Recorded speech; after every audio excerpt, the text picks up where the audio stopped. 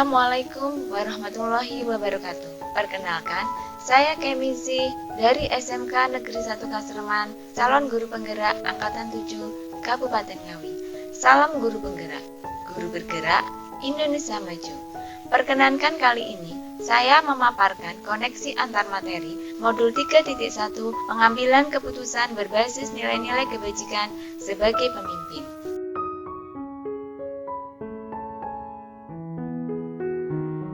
Tujuan pembelajaran pada kegiatan membuat koneksi antar materi adalah 1.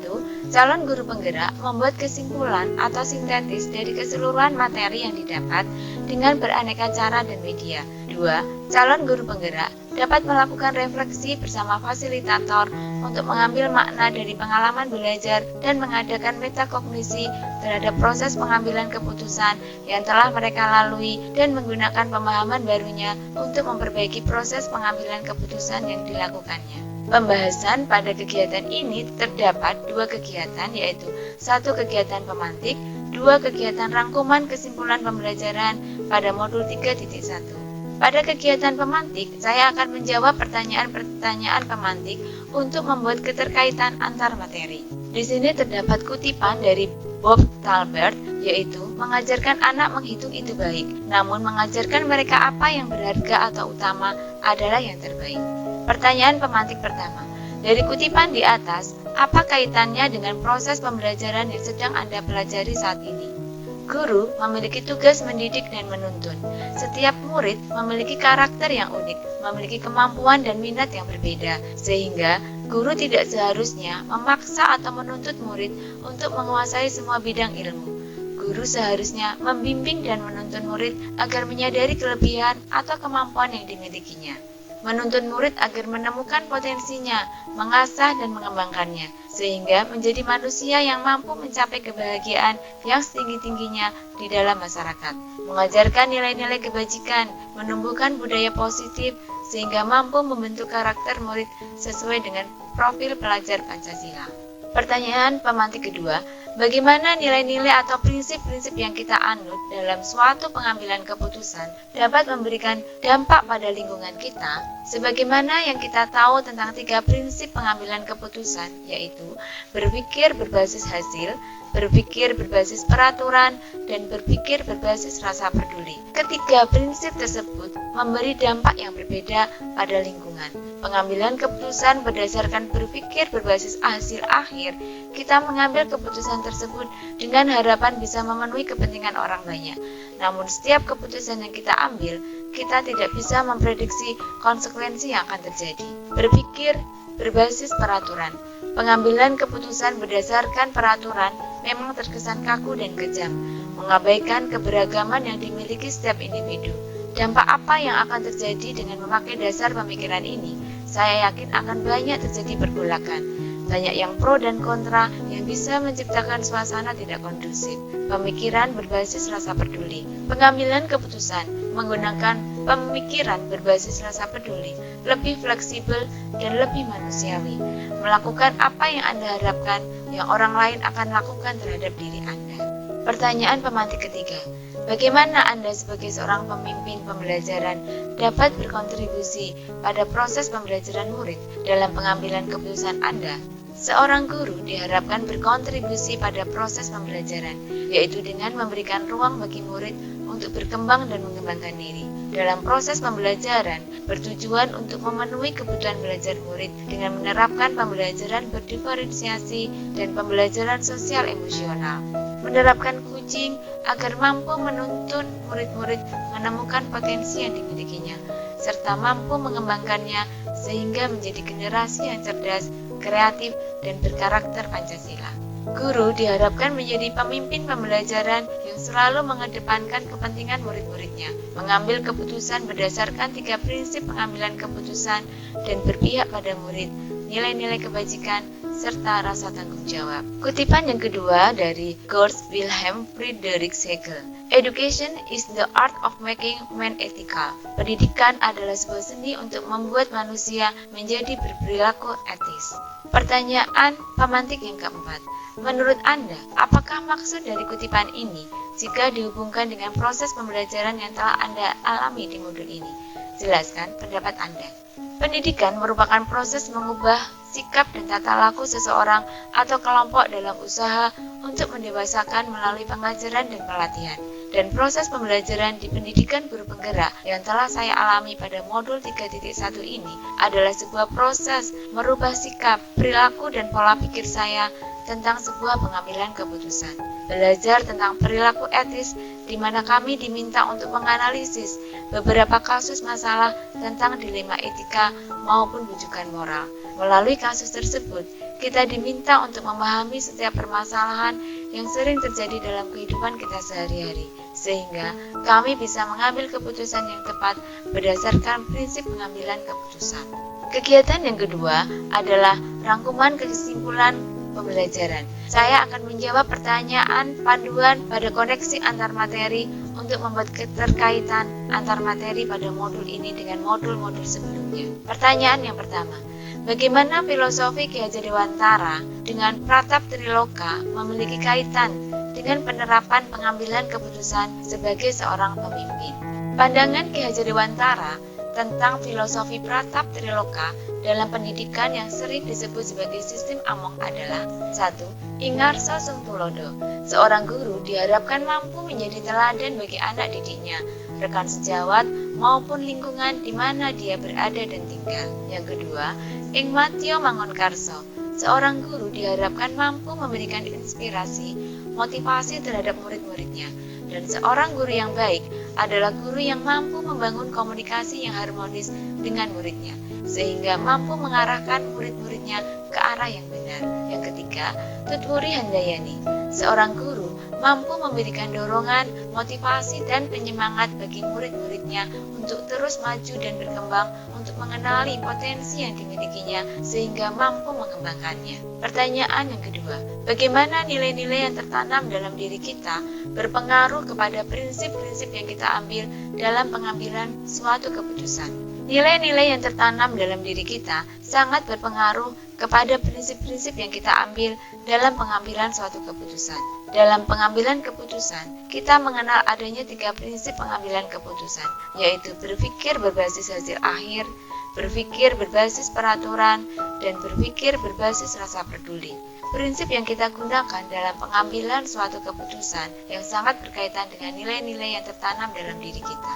Sebagai contoh, seorang guru memiliki keyakinan bahwa bersikap peduli, berempati terhadap kesulitan orang lain, serta memiliki keyakinan bahwa melakukan apa yang saya harapkan orang lain akan lakukan kepada diri saya, maka pemimpin tersebut cenderung mengambil keputusan berdasarkan berpikir berbasis rasa peduli. Sedangkan guru yang memiliki sikap jujur dan komitmen yang kuat untuk tunduk pada peraturan cenderung memilih prinsip berpikir berbasis peraturan. Dan guru yang reflektif dan memiliki jiwa sosial yang tinggi cenderung memilih berpikir berbasis hasil akhir.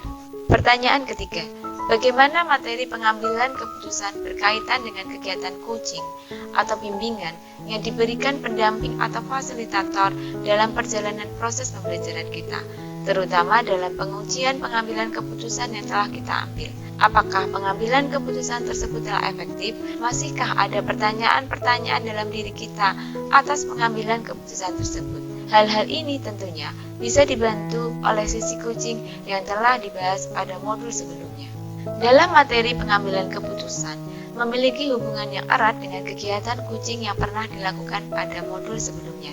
Karena dalam proses coaching yang menggunakan alur percakapan Tirta, pada tahap identifikasi masalah, seorang coach melakukan identifikasi terhadap masalah dengan mengaitkan fakta-fakta yang ada, menanyakan tujuan, solusi, dan langkah yang harus dilakukan untuk mengatasi permasalahan. Pada tahap rencana aksi, coach memiliki rencana, strategi yang digunakan untuk menghadapi setiap kendala atau permasalahan yang ditemui. Sedangkan pada tahap tanggung jawab, terdapat komitmen atas hasil yang dicapai untuk langkah selanjutnya. Pada tahap proses coaching, terdapat proses pengambilan keputusan dan langkah pengujian yang diambil untuk mengetahui keputusan tersebut sudah tepat atau belum. Pada modul 3.1, terdapat 9 langkah pengambilan dan pengujian keputusan yang bisa kita terapkan untuk mengetahui keputusan yang telah diambil tersebut tepat atau tidak, ataukah masih terdapat hal-hal yang perlu diperbaiki. Pertanyaan keempat, Bagaimana kemampuan guru dalam mengelola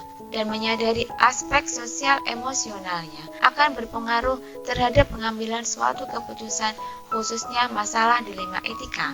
Seseorang yang mampu mengelola kompetensi sosial emosionalnya dengan baik cenderung memiliki kemampuan dalam pengambilan keputusan yang lebih logis terhadap permasalahan paradigma dilema etika. Dan jika seorang guru tidak mampu mengelola dan menyadari aspek sosial emosionalnya, maka guru tersebut tidak dapat mengambil keputusan dengan baik. Kompetensi sosial emosional diantaranya adalah kesadaran diri, merupakan kemampuan untuk memahami perasaan, emosi, dan nilai-nilai diri sendiri dan bagaimana pengaruhnya pada perilaku diri dalam berbagai situasi dan konteks kehidupan. Manajemen diri merupakan kemampuan untuk mengelola emosi, pikiran, dan perilaku secara efektif dalam berbagai situasi dan untuk mencapai tujuan dan aspirasi. Kesadaran sosial merupakan kemampuan untuk memahami sudut pandang dan dapat berempati dengan orang lain, termasuk mereka yang berasal dari latar belakang, budaya, dan konteks yang berbeda-beda. Keterampilan berelasi merupakan kemampuan untuk membangun dan mempertahankan hubungan-hubungan yang sehat dan suportif. Pengambilan keputusan yang bertanggung jawab adalah kemampuan untuk mengambil pilihan-pilihan membangun yang berdasar atas kepedulian, kapasitas dalam mempertimbangkan standar-standar etis dan rasa aman. Pertanyaan yang kelima, bagaimana pembahasan studi kasus yang fokus pada masalah moral atau etika kembali pada nilai-nilai yang dianut seorang pendidik? Pada modul 3.1, pembahasan studi kasus memberikan contoh-contoh kasus yang biasa terjadi dan mungkin saja pernah dialami oleh sebagian guru. Hal ini akan memberikan rambu-rambu dan pedoman agar guru-guru tidak terjebak dalam situasi yang sama dan dapat bertindak secara bijak melalui prinsip, paradigma, dan langkah dalam pengujian dan pengambilan keputusan. Akan membuat kita semakin menyadari perilaku yang benar dan perilaku yang salah. Pertanyaan ke-6, bagaimana pengambilan keputusan yang tepat tentunya berdampak pada terciptanya lingkungan yang positif, kondusif, aman, dan nyaman. Dalam pengambilan keputusan, seorang pemimpin harus berpegang pada 3 prinsip pengambilan keputusan, yaitu berpikir berbasis hasil, berpikir berbasis peraturan, dan berpikir berbasis rasa peduli. Dengan berdasarkan unsur berpihak kepada murid, nilai-nilai kebajikan yang diyakini, serta rasa tanggung jawab. Dengan berdasarkan hal tersebut, maka seorang pemimpin dapat mengambil keputusan dengan tepat, sehingga berdampak pada terciptanya lingkungan yang positif, kondusif, aman, dan nyaman. Pertanyaan yang ke-7, apakah tantangan-tantangan di lingkungan Anda untuk dapat menjalankan pengambilan keputusan terhadap kasus-kasus dilema etika ini? Adakah kaitannya dengan perubahan paradigma di lingkungan Anda? Tantangan yang ada di lingkungan saya terkait pengambilan keputusan terhadap kasus-kasus dilema etika masih terkait dengan paradigma yang ada di lingkungan. Tantangan tersebut diantaranya 1. Pengambilan keputusan tetap berdasarkan hukum atau peraturan yang berlaku. 2. Masih cenderung mementingkan kepentingan pihak-pihak tertentu. 3. Masih terdapat paradigma stimulus respon. Apabila ada pihak yang tidak setuju, terkadang muncul ancaman. 4. Saran dan pendapat kalangan bawah hanya dianggap angin lalu, diminta berpendapat, namun pendapat tersebut tidak dijadikan sebagai bahan pertimbangan. Pertanyaan yang ke-8, apakah pengaruh pengambilan keputusan yang kita ambil ini dengan pengajaran yang memerdekakan murid-murid kita?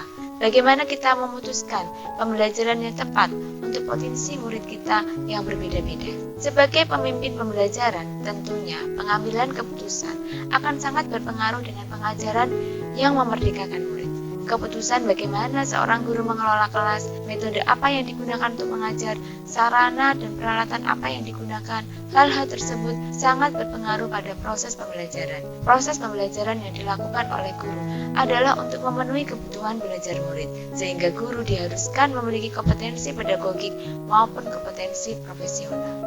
Untuk memutuskan metode pembelajaran yang tepat untuk potensi murid kita yang berbeda-beda, yang harus dilakukan oleh guru adalah melakukan tes diagnostik kognitif dan non-kognitif untuk mengetahui kemampuan awal murid atau tingkat kesiapan murid, minat belajar murid, dan profil belajar murid.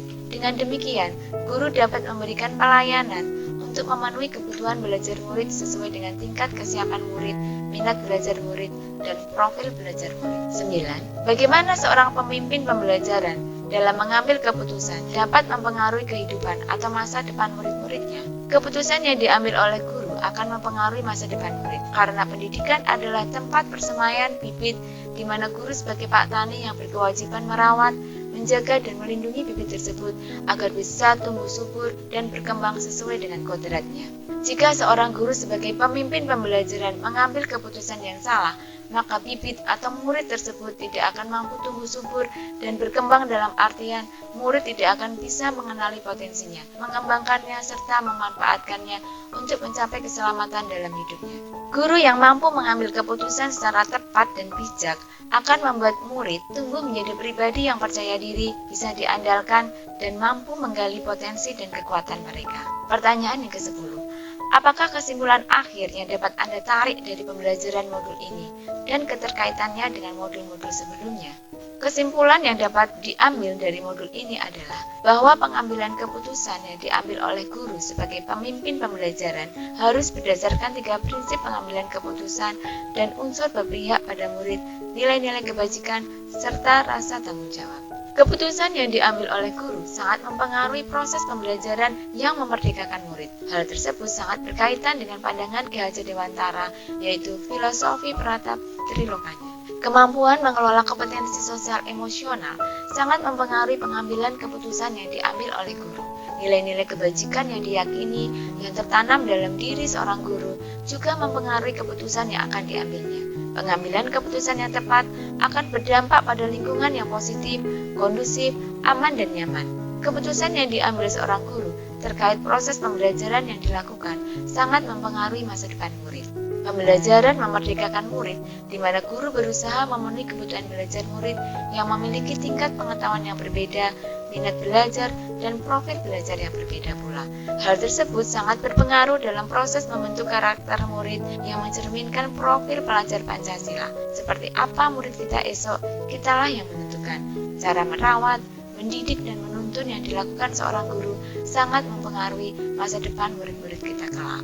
Pertanyaan yang ke-11. Sejauh mana pemahaman Anda tentang konsep-konsep yang telah Anda pelajari di modul ini, yaitu dilema etika dan rujukan moral, 4 paradigma pengambilan keputusan, 3 prinsip pengambilan keputusan, dan 9 langkah pengambilan dan pengujian keputusan. Adakah hal-hal yang menurut Anda di luar dugaan? Dilema dalam pengambilan keputusan terdiri dari 2, yaitu dilema etika dan rujukan moral. Dilema etika adalah situasi di mana seseorang mengalami keadaan benar lawan benar, sementara rujukan moral adalah keadaan benar melawan salah. Tatkala kita berhadapan dengan situasi rujukan moral, jelas bagi kita akan memilih kebenaran. 4 paradigma dilema etika yaitu individu lawan kelompok, rasa keadilan lawan kasihan, kebenaran lawan kesetiaan, serta jangka pendek lawan jangka panjang. 3 prinsip pengambilan keputusan yaitu berpikir berbasis hasil akhir, berpikir berbasis peraturan, dan berpikir berbasis rasa peduli. Dengan berdasarkan unsur berpihak pada murid, nilai-nilai kebajikan yang diyakini, serta rasa tanggung jawab. 9 langkah pengambilan dan pengujian keputusan adalah mengenali bahwa ada nilai-nilai yang saling bertentangan, menentukan siapa yang terlibat dalam situasi ini, mengumpulkan fakta-fakta yang relevan dengan situasi tersebut, melakukan pengujian benar atau salah, yaitu uji legal, uji regulasi, uji intuisi, uji publikasi, dan uji panutan. Kemudian melakukan pengujian paradigma benar atau benar. Prinsip pengambilan keputusan yang diambil, investigasi opsi trilema, membuat keputusan, serta meninjau kembali keputusan dan melakukan refleksi. Hal-hal di luar dugaan menurut saya adalah tentang 3 prinsip pengambilan keputusan yang berdasarkan pada berpihak pada murid, nilai-nilai kebajikan, dan rasa tanggung jawab. Selama ini saya berpikir bahwa mengambil keputusan harus berdasarkan kesepakatan bersama demi kepentingan orang banyak dan sesuai dengan aturan yang ada. Tidak pernah terpikirkan bahwa mengambil keputusan berdasarkan berpikir berbasis rasa kasihan dan berdasarkan berpihak pada murid, nilai kebajikan, serta rasa tanggung jawab. Pertanyaan yang ke-12.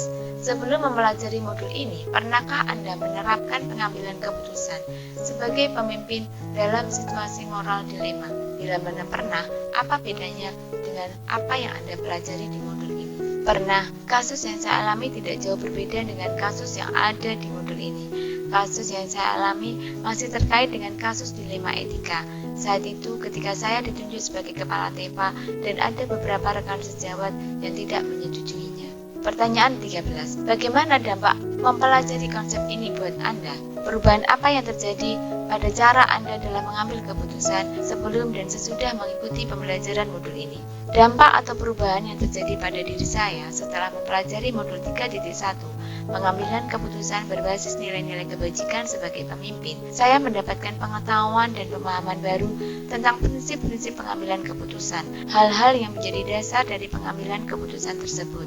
Saya lebih memahami cara membedakan kasus yang saya alami, apakah termasuk dilema etika atau kasus bujukan moral. Pada modul 3.1, banyak kasus yang dipelajari dan dianalisis, sehingga dengan belajar dari kasus-kasus tersebut memberikan pengalaman baru dan wawasan baru dalam langkah-langkah pengambilan keputusan.